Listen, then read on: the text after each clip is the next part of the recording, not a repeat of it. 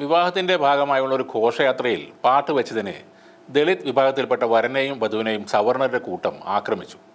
ഉത്തർപ്രദേശിലെ മീററ്റിലാണ് ഈ സംഭവം നടന്നത്. മീററ്റിലെ ഒരു ഉൾഗ്രാമമായ കാളിന്ദിയിലേക്ക് പ്രവേശിക്കുകയായിരുന്നു ഈ വിവാഹ ഘോഷയാത്രാ സംഘം. എന്നാൽ പാട്ട് വെച്ചതിൻ്റെ പേരിൽ 10ഓളം ഉയർന്ന ജാതിക്കാരായ പുരുഷന്മാർ അവിടേക്ക് കടന്നു വന്ന് ആക്രമണം അഴിച്ചുവിടുകയായിരുന്നു. സംഭവത്തിൽ വരനും വധുവും ഉൾപ്പെടെ 3 പേർക്ക് ഗുരുതരമായി പരിക്കേൽക്കുകയും ചെയ്തു.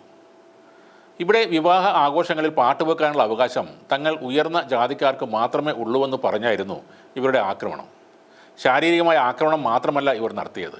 ഈ സവർണ അക്രമികൾ വിവാഹ സംഘത്തിൽ നിന്നും 2 മോതിരങ്ങൾ, ഒരു സ്വർണ്ണ ബ്രേസ്ലെറ്റ്, 2 ലക്ഷം രൂപ എന്നിവ അപഹരിച്ചതായും പരാതിയുണ്ട്.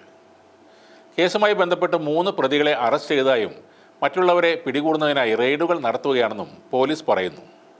മുസാഫർ നഗറിൽ നിന്നുള്ള വരൻ സഞ്ജീവും 100 പേരടങ്ങുന്ന വിവാഹ സംഘവും കാളിന്തി ഗ്രാമത്തിൽ എത്തിയപ്പോഴാണ് ഇങ്ങനെ ആക്രമണം ഉണ്ടായതെന്ന് സർദാന പോലീസ് പറഞ്ഞു. ഒരു ബസ്സിലും 3 കാറുകളിലുമായാണ് ആളുകൾ ഈ ഘോഷയാത്രയിൽ പങ്കെടുത്തത്. തങ്ങളുടെ വാഹനങ്ങൾ തടഞ്ഞു നിർത്തി ലാത്തികളും മൂർച്ചയുള്ള ആയുധങ്ങളും ഉപയോഗിച്ച് ആക്രമിക്കുകയായിരുന്നെന്നും പരാതി നൽകിയ ഗോവിന്ദ് എന്ന യുവാവ് പറയുന്നു.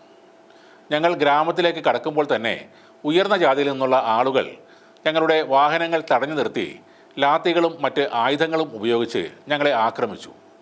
വരൻ ഉൾപ്പെടെയുള്ള പലർക്കും പരിക്കേറ്റു. എൻ്റെ സഹോദരിക്കും ഗുരുതരമായി പരിക്കേറ്റു.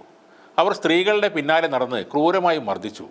ഠാക്കൂർ കുടുംബത്തിന് മാത്രമേ വിവാഹങ്ങളിൽ പാട്ടുവെക്കാൻ കഴിയൂവെന്നും ഒരു ദളിത് വരൻ്റെയോ വധുവിൻ്റെയോ വിവാഹത്തിന് സംഗീതം തങ്ങൾ അനുവദിക്കില്ലെന്നും അവർ പറഞ്ഞു.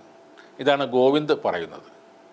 ഈ ആക്രമണകാരികൾക്കെതിരെ പട്ടികജാതി പട്ടികവർഗ നിയമപ്രകാരവും ആക്രമണത്തിനുമാണ് കേസെടുത്തിരിക്കുന്നത്. കേസിൽ ഉൾപ്പെട്ട എല്ലാവരെയും അറസ്റ്റ് ചെയ്യുമെന്ന് മീററ്റ് പോലീസ് സൂപ്രണ്ട് രാകേഷ് മിശ്ര പറയുന്നു.